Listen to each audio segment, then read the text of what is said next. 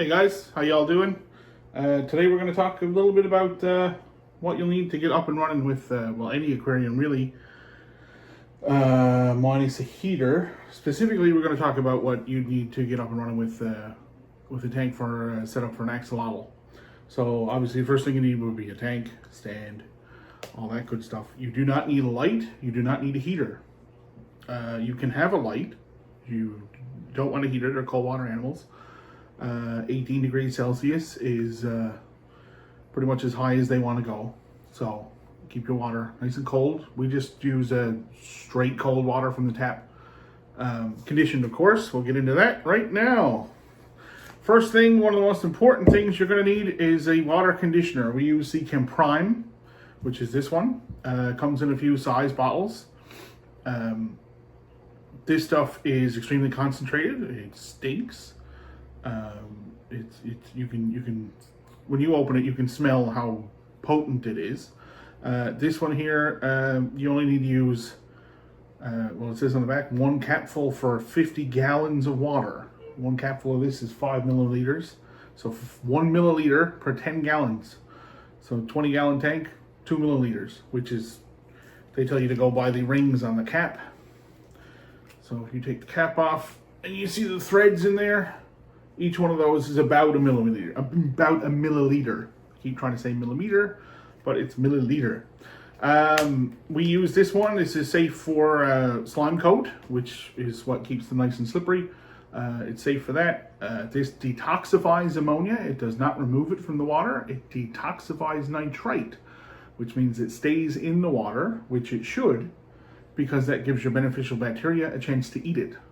If it's removed from the water, your bacteria has no food. So this will detoxify it and keep it in the tank, which makes it your tap water nice and safe for any aquatic creature, specifically in this case an axolotl. A little bit of this goes a long way. They're about, we buy the big one, which I think is about 18 bucks. Probably once every couple of months, but I mean, we're running 9, 10, 13 sometimes tanks. Not to mention the water changes with the axolotl babies, which we go through a lot of this because it's really hard to keep it at a small dose. Speaking of dose, this is safe to dose up to 10 times the recommended amount on the bottle. So you don't need to be overly specific if it's a milliliter or a milliliter and a half. It doesn't matter. It's going to be safe for your animal. It stays active in the water for about 2 days. So once it's in there, it'll cycle through your filter and your water flow and all that, and cycle through and detoxify all the water that's in your tank. You would dose this when you're filling the tank is the best time. So either when you're filling it up for the first time, I would put some water in, dose for the entire amount of the tank. So if it's a 20 gallon tank, put in the 2 milliliters that you need for 20 gallons, and then fill up the rest with water. That'll circulate it right through. If you are doing a water change, when you start adding your water back, dose for the full amount of tank then. So again, if you have a 20 gallon tank, when say you do 50% water change, so as soon as you start adding that water back in, dose the tank for 20 gallons of water. You're only adding 10, but we're going to dose it for 20 so that there's enough in there to get right around the entirety of your tank. Make the whole thing nice and safe for your pets. Speaking of safe for your pets, they're going to need beneficial bacteria to take care of the ammonia and nitrite. Chem Stability will do that. There's a wide variety of products. Nutrifin makes one. API, which is another top aquatic brand, they make one as well called Quick Start. So what this basically is bacteria in a bottle.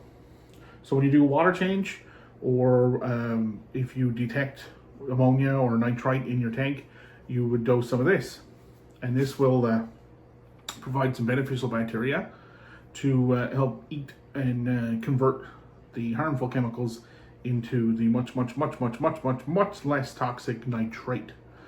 So of course, your beneficial bacteria is going to live, once your tank is established, it'll live on the entirety of your tank.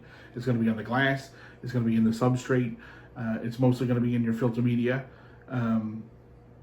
which is going to be the biggest source of food for them, and they'll thrive in your filter there's very little beneficial bacteria in the water itself. So what this does, I mean, if you take some water out, you're probably doing tank maintenance too, so you might clean your sponge on your filter, or you might scrape some algae off the glass or whatever. You're inevitably gonna kill some bacteria in the process of just maintaining your tank. So when you fill it back up, when you do your water change and stuff for your maintenance, just dose it with this. I mean, again, it comes in the same size bottles as the Prime. This one you'd go through it a little bit quicker. I think this is 20 gallons for a capful. 1 capful for each 20 gallons on maintenance, yeah. So when you're setting up your tank first, once you get some ammonia in there, you can add this. I believe it's 1 capful for 40 liters. Yeah, 1 capful for 40 liters, so 10 gallons, on the first day. So day 1 that you're setting up, you do a full capful of that for every 10 gallons of water. And then for the full week after, you'd use 1 capful for every 20, so half the amount. But like when you're doing your maintenance and stuff, add some of that in. It'll never hurt, it'll only help. So that's your 2 water parameter things looked after. That's all you need to maintain healthy water, other than doing water changes. Water changes, I usually do them once a week. You can do water tests to find out how often you need to do your water changes. Fresh water will not hurt, is the way I look at it. Especially in the summer when the heat gets up, and the axolotls, of course, like the cold water. Once you start doing your water changes, you're adding nice, fresh, cold water back in, and the animals love it. You can't hurt the animal by adding fresh water. So I just do a water change every week. Like I said, sometimes your schedule might not allow for that, and that's where a test kit would come in, and then you can test the waters to find out whether or not you need to do a water change. Best test kit you can buy on the market is API's Master Test Kit. This one comes with the instruction manual that'll tell you everything you need to do with the chemicals, because what this one does, let's use the nitrite one. It's just a little chemical in a bottle, and it comes with these little glass vials that break really, really easy, and you can buy replacements on Amazon in plastic, which is what I did. So you take your 5 milliliters of water, which is that line there, and you just follow what's in the book. Read the book. Don't just go by what's on the bottle. For the instructions, like the nitrite one is pretty simple. You just add your 5 milliliters of water. It says on it right here to add 5 drops. You add 5 drops, put the cap on, give it a little shake, and wait 5 minutes and see what color you get. Color chart's on the back of your manual, and that will show you where you're at. So ideally, you're going to want to see the pH. Once you measure it straight out of your tap, it's not really, we're not adding anything to the water that's going to alter that. There's certain sands, if you get like an aragonite sand or a crushed coral sand, that will raise your pH level. And then there's other products like pH up and pH down that you can add to up or down your water. Our water here should be fine for an axolotl. We don't alter the pH at all. So once you get the measurement of the initial pH, unless you're doing something to change it, that's not really going to change. So that's your pH. Your high range pH would fall into that too. Now this would be more for fish. Some fish like a high pH, like an 8.2, whereas the regular pH scale only goes up 7.6. You don't need to worry about that for axolotls. Then we get into the important stuff. Ammonia. You always want to see yellow once your animal's in the tank. You see yellow, you have no ammonia. Perfect. Nitrite is going to be a nice blue. The deeper it gets, the more nitrite you have. Ammonia and nitrite are extremely toxic to aquatic animals. If you're detecting sources of that and you have a pet in the tank, you need to do a water change. I would recommend at least 50%.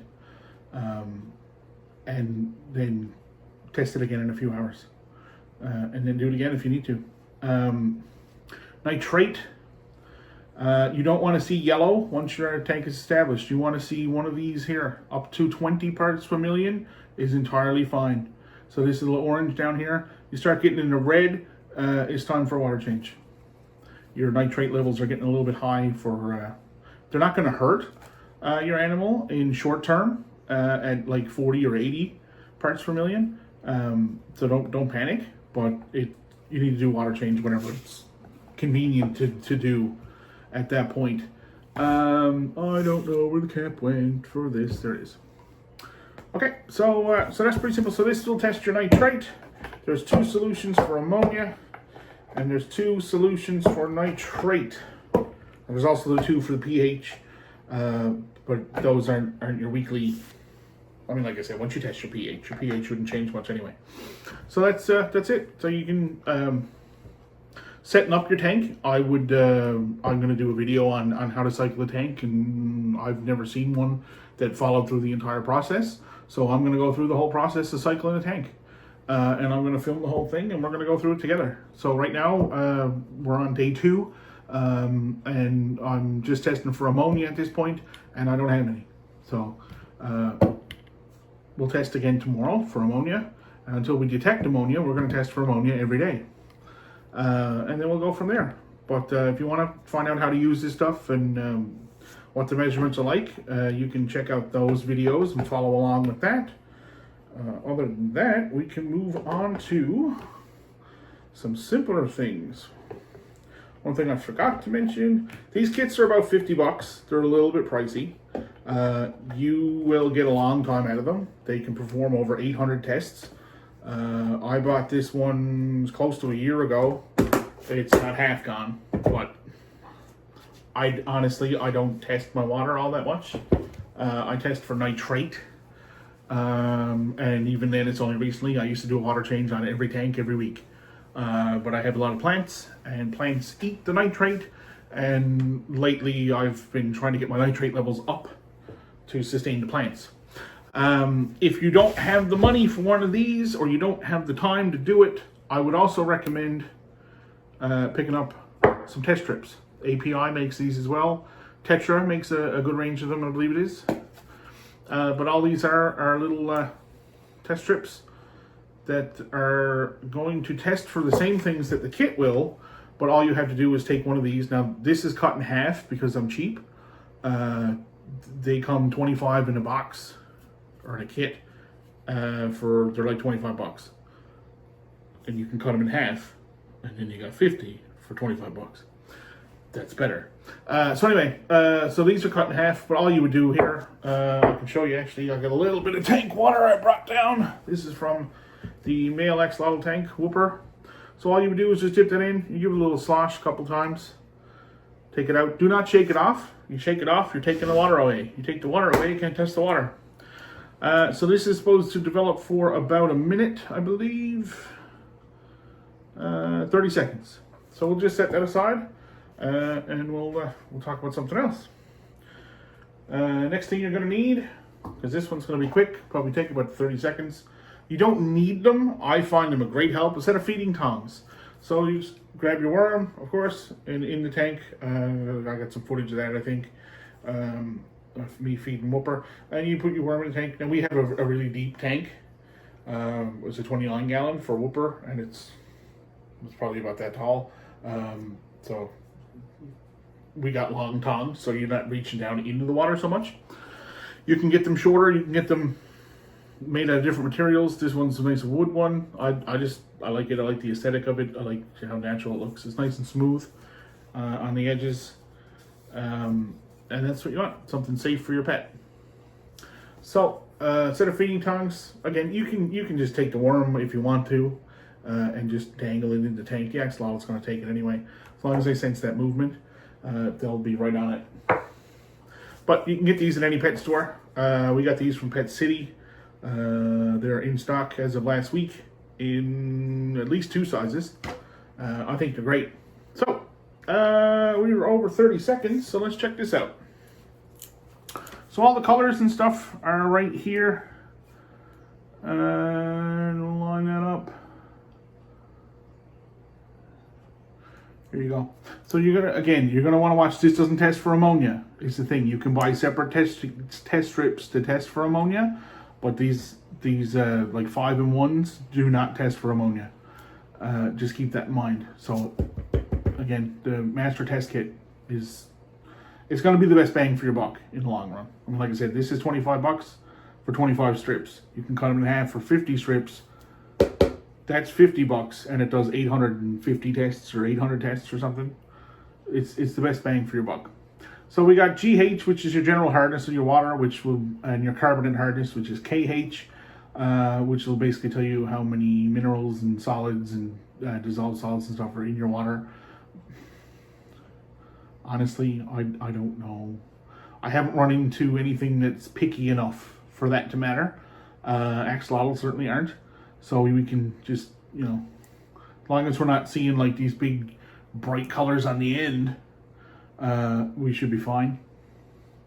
Your pH, this one tests salt and fresh water, so they're going to want to be about different ranges. Ours should be sitting at about 7.5 generally, a little orange in the middle. Then you got your nitrite, which is toxic. We don't want to see that, and we don't. It's the same color as the 0.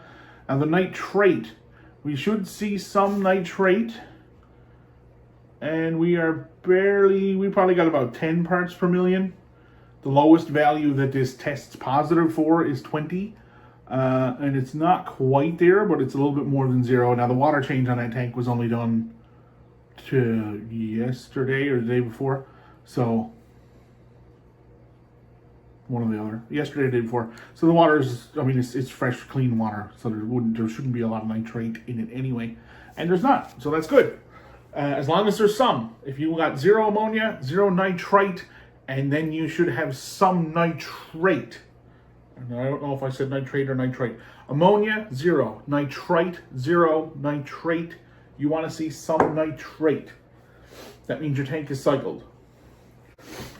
So then we got to talk about filters. So there's 2 types of filters that you're going to use for axolotls. I'm going to talk about the hang-on back filter first. You can use a canister filter, but that's just overkill. They don't want to see that much flow. So we're just going to forget those altogether. Hang-on back filters for axolotls. Some people don't like them. Some people don't like the intake.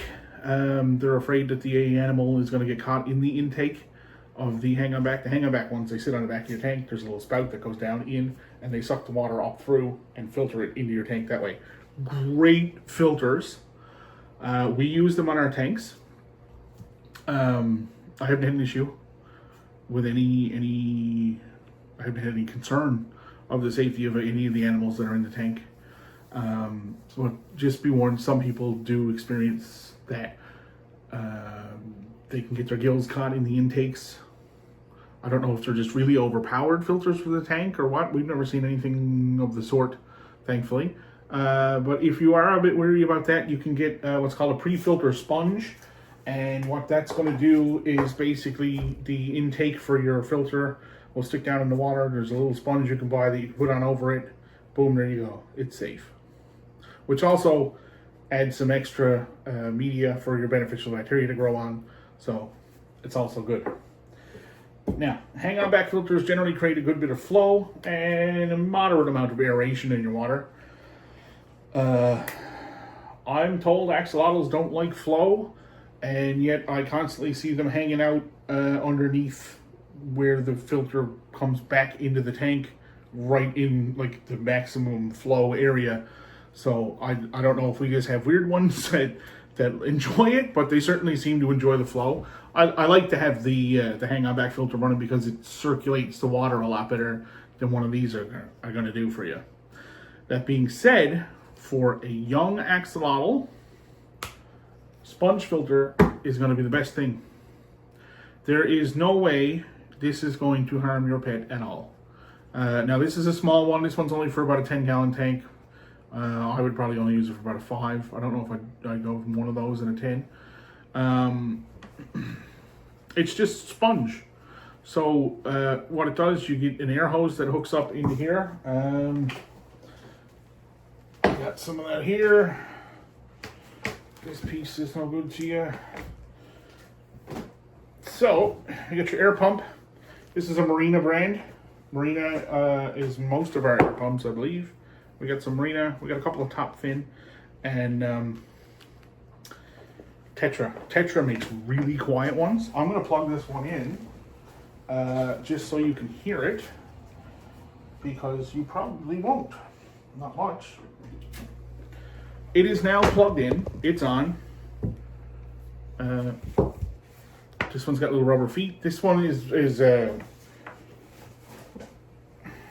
you could probably run an air filter or two off of this one in up to like a 40-gallon tank. This one's a bit more powerful. Now it makes a little bit of vibration as it's on the table. Depends where it is. Now the other part about that, you'll hear a lot more when the air isn't actually getting pumped through. Like if I take this off, you'll hear a lot of noise. You hook your air hose up to that, it just slides in there. Then you're going to need a check valve. Check valves are directional, so make sure you follow the in and out. So the air will go through here and come on through. If any water ends up siphoning back out of your tank, if you have a power outage or something, the water can siphon back through this hose, which is what the check valve is for. Because once the water gets into here in the chamber, it's going to plug it. The weight of the water will push that back, and that will plug that, and it'll stop any water from going back and either ruining your pump, or worse, ruining your whole electrical setup, or potentially causing a fire. We don't want that. So that's your check valve. I'm going to have these in the kit that I'm going to be doing up with prime and stability and pre-cycled media and all that. The check valves are going to be in there. I'm not going to include the hose because everybody's length of hose is they're going to have different needs. It depends on how far your tank is from your air pump, how high your tank is, etc., etc. So we're going to do the check valve in the startup kit. So these you just cut your hose, attach one end and attach the other end to the other side. I run this one out to a flow control valve, which is just a screw that'll let more, you can hear it coming out of the hose now, more or less air through. So once you got that done, these you got your sponge filter. These are almost all the same, very simple filters. There's a tube. This is your uplift tube, which it keeps your air bubbles uniform as they're coming up, which creates more lift. There's a little cap that comes off as well, and that'll let you into. You can take your sponge off from there. This basket, I don't think it comes off of. Yes, it would come off of that one. So this is weighted, so it stays in the bottom of your tank. This basket here has the air hose hookup. So the idea is, now it's on this as well, this plugs into the top of that, and then you can plug your air hose in here, like so. Now what I do personally, you'll get some pretty big bubbles doing that. I like to buy an air stone and cut that centerpiece out. So your tube can fit through the holes up here. This one is used, so it's a bit stiff.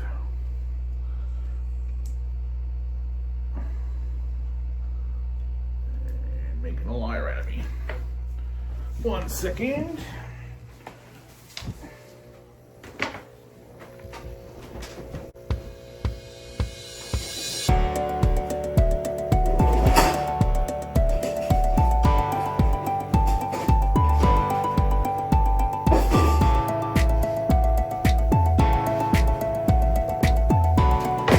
Okay. So we're just going to reconnect that to quiet the pump up, and I don't want this to make a liar out of me, so I'm going to cut off. It's hardened because this one's been in the water and stuff, so we're going to just shorten that off and take the cap. So as I said, your air hose will fit through. The problem is probably that there's pressure on it from the pump. I'll figure this out eventually, I promise. Your air hose will fit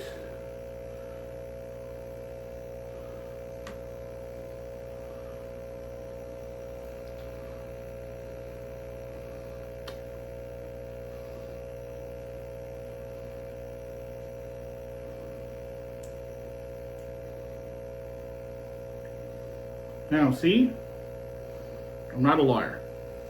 That's pretty tight fit, which is okay, because when we attach the air stone, it just plugs in like so. It's not going to slide up and down on that. So what you would do then, take your basket and cut out the spokes for the center, and then you can just remove that whole piece, and then you got room where you can put your air stone inside of that. And the air stone is going to make a lot smaller bubbles for you. Now what you could also do, no you can't. I was going to say you could just put it on without this, but you can't. You need this to snap the cap on. But so what this will do, once it's all installed, let me take this apart. I'll put it together the proper way. So your tube will go through your uplift tube, will plug into here, at which point your uplift tube can come back down, and it'll go on there. Basket inside the sponge. There's another video I'll put up as well when I do the cleaning on a sponge filter. You're supposed, I'm going to reiterate it again, you're supposed to clean all your filter media in aquarium water. So take a bucket of aquarium water out and rinse your filters in the aquarium water so as not to get the chlorinated water from your tap in with your bacteria, which can kill it. There have been a lot of tests done on that. I can link a video to show that tap water is okay to do this. I do it all the time. Whenever I clean those sponge filters, I use just straight tap water and just squeeze them out until they're not as brown, and then put them back in. They're going back in a cycled tank, a dechlorinated tank, I mean. So this is going to remove the chlorines from that as well. So the bacteria that's in your filter is not going to be sitting in chlorinated tap water for very long. And from the tests that I've seen that people have done, it's not going to be in there long enough to kill much of it at all. But again, that's why we dose this. That'll put the bacteria back in, and they'll accumulate again back on your filter, and away to go.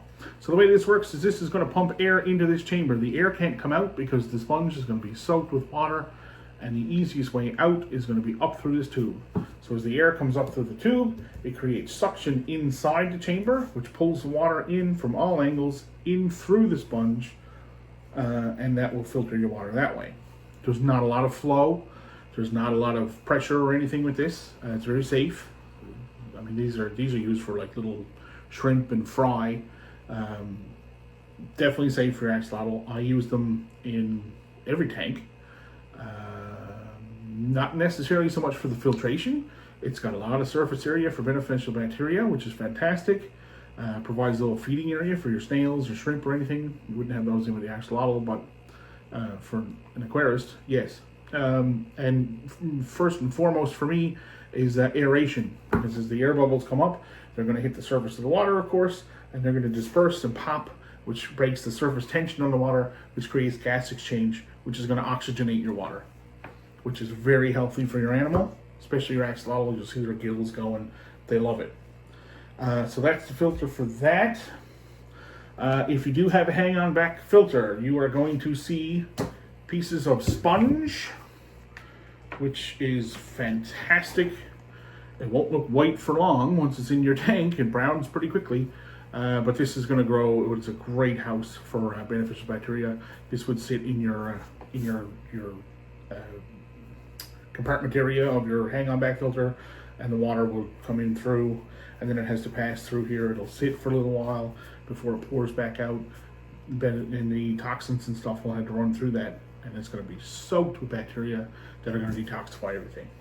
On top of that, then, you would have what they call bio rings, which are these. And again, these are in a pretty thick bag, but you should be able to see them. They're just little rings that the water will pass through. Bacteria will grow all over this, and it's just great for biological filtration. So that's your types of filtration. You got biological, which is the bacteria itself. The mechanical filtration, which you won't get much of with a sponge filter. You'll get it with the hang-on back. The hang-on back is fantastic for mechanical filtration, and that will pull anything that's in the water out. So any debris or stuff like that, your hang-on back filter is going to get rid of that for you. Way better than a sponge filter. That's why I use two. I use most of my tanks have both. I have a hang-on back and a sponge filter. Some of them I have two sponge filters. You can never have too much beneficial bacteria, but you can only ever have enough. Is the thing. It can't grow forever. You only have enough beneficial bacteria in your tank to consume the waste that's in the tank. It's not just going to grow. If you have nothing in your tank, there's not going to be any food for the bacteria. The bacteria is going to starve and it's going to die. So you got to be careful. If you're taking stuff out of your tank to move to another tank, like I pre-cycle my filters.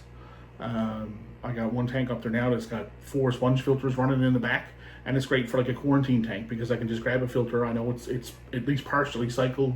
It's not, and by partially I mean like it's not the only filter in the tank. So there's not, just because there's 4 filters, there's not enough bacteria to cover 4 filters. There's not that much detritus and stuff in the tank to cover 4 filters worth of beneficial bacteria. They're not going to have enough food.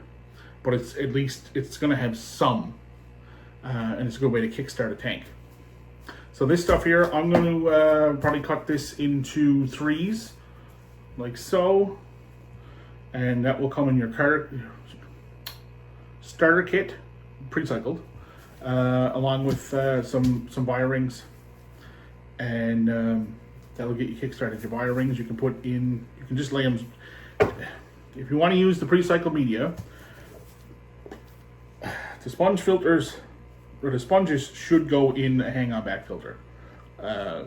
If you have a hang-on back filter, the wire ring should go in there as well, ideally.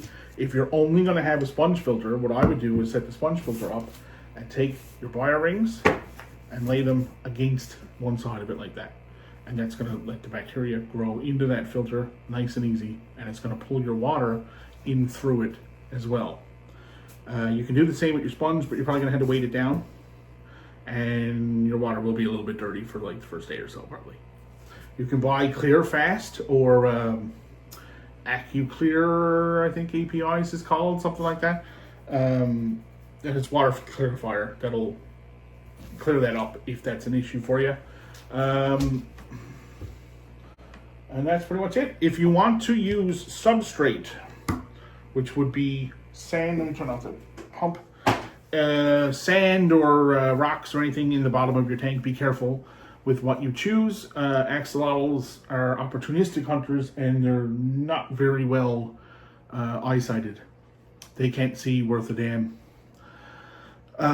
So they can and will eat whatever fits in their mouth. So if you have little rocks in your tank, they can eat them, and they might not be able to pass that. So when you're looking for sand, you don't want anything too fine because it's just going to dirt up your aquarium. But you do want a fine sand. If you want to use sand, nice and fine. They'll take some of this in when the way they inhale their food. Some of this is going to get in their stomach and stuff anyway, which helps them break it down. And they can and will pass it and filter it out through their bodies. This is not harmful for them at all, as long as it's not too big. So this is what we use is pool filter sand. We got it from Canadian Tire. Ornamental Concrete sells another one is just silica sand, and that's it there. It's a pretty fine particle. It is super clean. You can open a bag of that and pour it right in the water, and it just sinks to the bottom. Nothing stays in the water column. It's lovely. There's no dirting up your water. You don't have to clean up after it. It's fantastic. And then you need a gravel vac, regardless whether or not you have gravel. So you can either put sand on the bottom, which we do. We do it in both of our Axolotl tanks, or you can go bare bottom. Bare bottom, a lot of people like to do because there's nothing for the animal they can't inhale any rocks that way. If there's no rocks, they can't inhale rocks. Some people like the look of it. Some people like the maintenance of it. They think it looks a lot cleaner. I personally, I don't really like the beer bottom look. I'm too picky, and I find that I can see every little piece of dirt that ever happened in the tank sitting on the bottom, and it just makes me want to clean it. At least with some sand, it blends in and it sinks in and all that stuff. So then you would have to do a gravel vac. You're going to have to vacuum out water anyway doing your water change. And when you're doing your water change, make sure that you're going over any areas that have leftover bits of food or poop, and that'll just siphon right out. I'll do a video on that as well, on how to gravel vac it when we do the next water change. And I'll show you how to gravel vac and all that stuff. And how to start it. Because a lot of people start gravel vacs with their mouths to get the siphon going, and you don't need to. You really don't need to. It's gross. And I don't mean that you have to invest in like a power gravel vac, because you can get those as well. Or like a Python that'll hook up to your sink. Python water change. Hose is a hose and a attachment for your sink, and it hooks up to your sink, and the water from your sink creates a suction. Nifty little device. We have one for our 75-gallon tank. Our Axolotl tanks are upstairs. We use some pumps for both of them, and just pump it out into the bathtub. But it does need to be gravel vac. So before we do that, we do a little gravel vac to make sure that the bottom and the substrate is all nice and clean and free of debris and detritus and poop and leftover bits of food and all that kind of stuff. And then you do little spot cleaning throughout the week. Turkey baster, we bought it at Dollarama. We have several of these in the house. 4 aquariums. Axolotl poop is extremely easy to spot. It's about, once they're fully grown, it's about that long, and it looks like a turd. There's no other way to put it. It just sits in the bottom of the tank. If you touch it or anything, it dissolves into mist and then dirts up your water. So you don't want to leave it there for too long. Now your filter will take care of that stuff. It's just unsightly, and we don't need to dirt up the water. If you see that there's poop in there, you just take your little turkey baster, you dip it in, you find the poop, and you just suck it up. And it'll, well, like, don't stick that in. You just put that up next to the poop and start the suction, and pretty much all that'll suck right into there, and you can just right down the drain, or we usually take a little measuring cup and put it in there in case we gotta, do it 2 or 3 times, and then we'll just go rinse out the measuring cup. Done deal. So there you go. If you got any questions, feel free to ask. You can contact myself or contact Lindsay. I'm going to be doing up, like I said, the starter kits. Starter kits are going to come with your prime, your stability. There's going to be a check valve and an air stone, pre-cycled bio ring, pre-cycled sponge, and I'm going to throw in a little bit of fish food as well to help kickstart the cycle of your tank, just in case your tank is not cycled already. So this is everything you need to get up and running, minus your filter and your air hose. Everything else is obviously I can put these in if you want, but the price will go up. But I mean, these are about $50. I can't put them in a starter kit. I can't afford to. This here is going to be for $40. So you got your stability, your prime. This stuff especially is going to last you a long time. Stability, prime, your check valve, your air stone, and your pre-cycled media. So we're going to do that for $40. And I'm not really in it to make money. Our cost to buy this and to factor in the sponges and the air stones and the check valves and the rings and the bags. For me to put one of these kits together, taxes in, costs me about $36. So I'm not doing it to make money. I'm doing it to try and make sure that the animal's going to have a nice, safe place to go, and that we can provide you with the knowledge that you need to take care of it. So thanks for checking it out. If you got any comments or suggestions or remarks, go ahead. If there's something you think I could do better, let me know. And if there's anything I left out, certainly let me know, and I'll try and figure it out for you. I'm no expert on this stuff, but I have done a lot of research since I started, mostly into fish aquatics and fish aquariums, but certainly in the axolotls as well, and definitely since the eggs were laid. But hopefully this helps you out and gives you a bit of information and a bit of know-how with how to do it. Like I said, I'll be doing the video of how to cycle your tank. This is day 2. Once we get the tank cycled and stuff, I'll post a video of that because I want to trim it down so it's not excessively long like this one is, because I talk and talk and talk. So yeah, you can check that out. Yeah, you let me know if there's anything you need, and we'll certainly try and help you out. Thanks. Take care. Bye-bye.